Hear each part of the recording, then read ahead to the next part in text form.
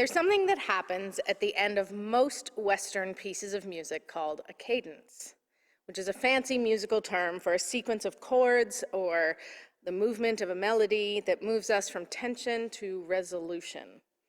It's the pretty bow that ties it all up, closes it off. After a cadence, our hearts are at peace. It doesn't matter, for example, how tumultuous the storms of a Beethoven concerto. You can be sure there will be a resolution to the tension. Long before there was the sweepingly satisfying closure of a Hallmark Christmas movie, there was the cadence.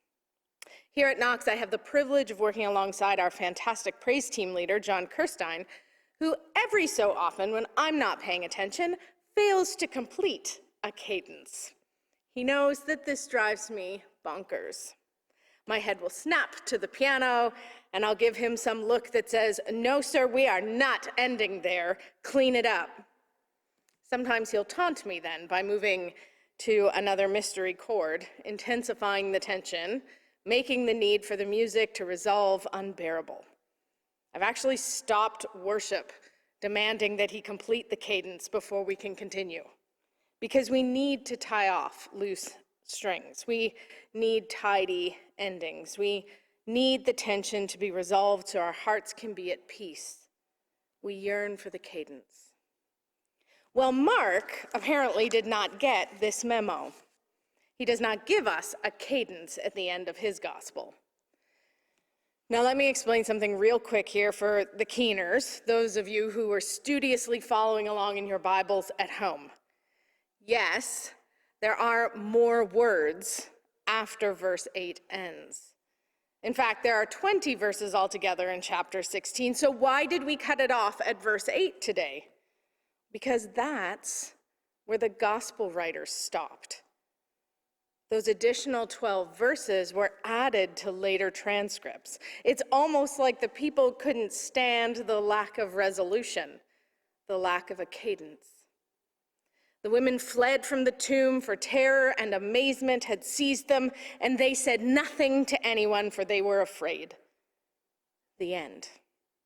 It's less than satisfying. It is infuriating. Nevertheless, this is where Mark wanted his story to end, with a final sentence that is grammatically awkward, ending rather abruptly, and with a preposition. I'll get to that in a minute. Here's what we also know. If this is indeed the last part of Mark's original story, then it follows that there is no scene with the resurrected Christ. He doesn't show up to confront the disciples' doubt and to call forth their faith. Happy Easter, Christ is risen, we think, we're pretty sure. I mean, he's not here, though, according to Mark, nobody's actually laid eyes on him yet, so perhaps frustrated by this abrupt ending, those who were given the task of copying out the gospel by hand for further dissemination added a longer ending to Mark, something a little more similar to what the other gospel writers had done by this time. They added a cadence, and I don't blame them. But what if we took it seriously that Mark wasn't just having writer's block and impatiently sent his manuscript off half-baked?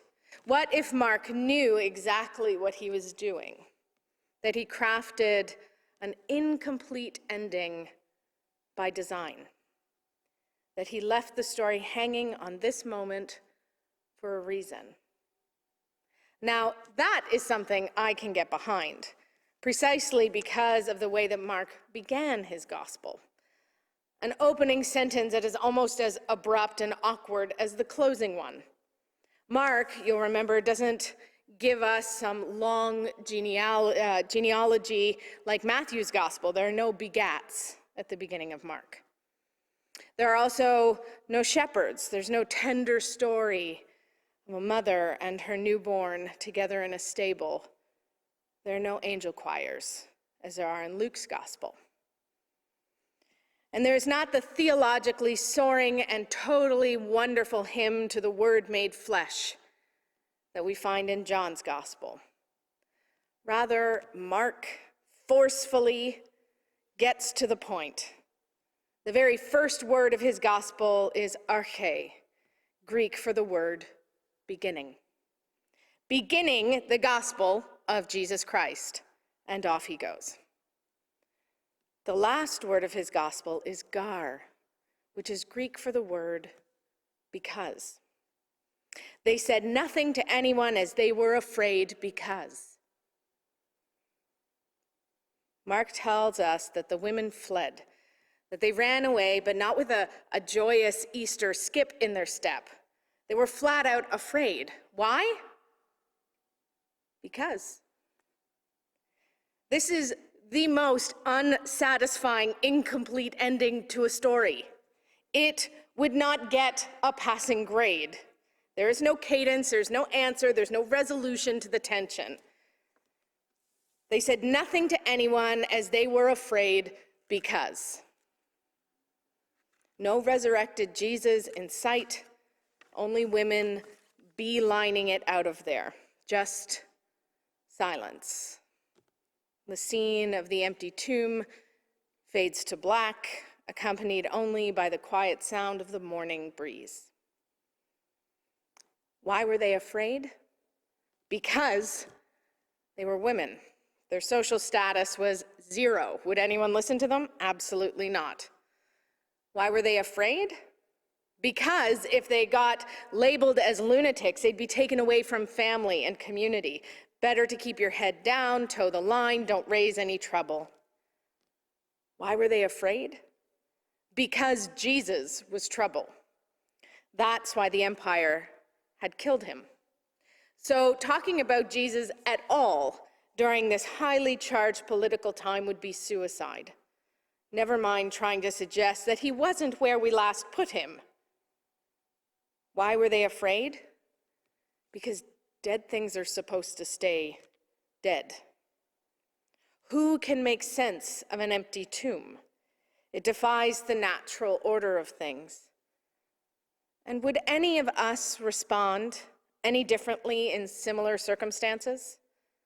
When things aren't as we expect them to be, when something triggers fear in us, typically one of two things happen, right? We fight or we flee. There's a few other options as well. When the women arrived at the tomb and the stone was rolled away from the entrance of the tomb, countless horrible possibilities began to cross their minds. Was his body stolen? Was it desecrated? Had the Romans perhaps laid a trap, hoping Jesus' followers would show up and then they could be captured? They mustered enough bravery to poke their heads into the tomb, only to be met by a stranger dressed in white. Mark doesn't say it was an angel. Mark says that they were even more alarmed at this point. Was he the robber?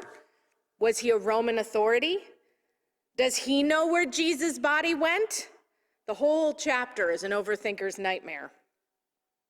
Our brain races because it's deciding what to do to resolve the tension of the experience before us.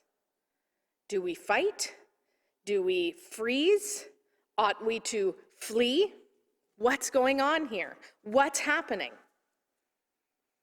And truthfully, some of us have been feeling that way lately in our own lives. This whole pandemic has us asking all sorts of questions. It has us on high alert. It has us suspicious, even afraid. Perhaps we can relate a bit this year to the women and their fear and their confusion. At that first Easter morning, there was no wall of Easter lilies, no majestic anthems, no new clothes and lunch buffets. Pretty much just some folks feeling isolated, afraid, and wondering what on earth was going on. I reckon that this is the most historically accurate Easter most of us will ever celebrate. After a long season of Lenten preparation, we are ready to get a good hold on our resurrected Jesus and relax. But Mark does not make him available for us. We're desperate for some resolution to all the tension in our lives, all the tension of Holy Week. But Mark doesn't offer us a theological or narrative cadence. There are no easy answers. Like churches around the globe this Easter morning, the tomb is empty. But not because Jesus is dead, it's because Jesus is alive and he's on the move. He's got places to be and won't be spending another minute in the garden or in the tomb. Death has no hold on him anymore, so he's out. And while I know you all want to be here this morning, in this space, with me, in this sanctuary, a spiritual home for so many of us, I must echo the words of the young man in white at the tomb that first Easter morning. He's not here. He's already gone ahead of you, and he's going to meet you out there. In fact, the more time I spent with the end of Mark's gospel these past few weeks, the more convinced I became that this is the Easter story for such a time as this. Like the women standing gobsmacked at the empty tomb, racked with fear, confusion, unanswered questions, strangers giving directions, when all you want is the comfort and assurance of the body of Christ. But he is not here. He's on the road. Easter morning, according to Mark, is not about running over to where we think that Jesus is and then sitting down with him for a lovely brunch. Easter morning is not about throwing a party, showing off all our fancy suits and dresses and decorating our homes in pastels. Easter morning is about Jesus in motion. And if we're hoping to catch up with him, then it's about us being in motion too. Running to catch up with him while he's already at work in the world. Jesus wasn't there that morning because there was too much work to do. A dying world was in need of the renewing grace which only the resurrected Jesus could give. This was a task that could not wait. Jesus could not and would not hang out at the tomb that he no longer needed just to greet his friends and have some cake. He had to go on ahead of them, demanding that if they wanted to see him, they'd have to get moving too. Come on, catch up. I've come to learn that the most jarring yet oddly liberating quality of the resurrection is Jesus' blatant refusal to stay put. If we will worship him, be with him, then we must be prepared to go with him. We must be willing to relocate our bodies, yes, but also our hearts and minds and priorities and values. Not only did something totally unexpected take place that first Easter morning, but this particular unexpected thing was fiercely cosmic. It shattered reality. It changed everything. And the first people to ponder that mind-addling fact were right to feel afraid and uncertain. Any other reaction would have been downright weird. Which is why I think Mark leaves it that way, on purpose. He meant to leave us in that discomfort, that tension, desperate for the story to resolve. We see the silent and fearful women and exclaim, but the gospel can't end in silence. There's just got to be more to the story than this. And I picture Mark leaning back in an old rocking chair, closing his eyes, a half smile maybe peeking out from his beard. Well, I suppose you're right. The gospel cannot end in silence, we insist.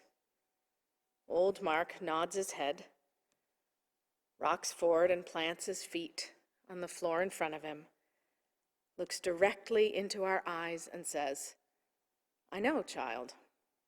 So what are you going to do about that?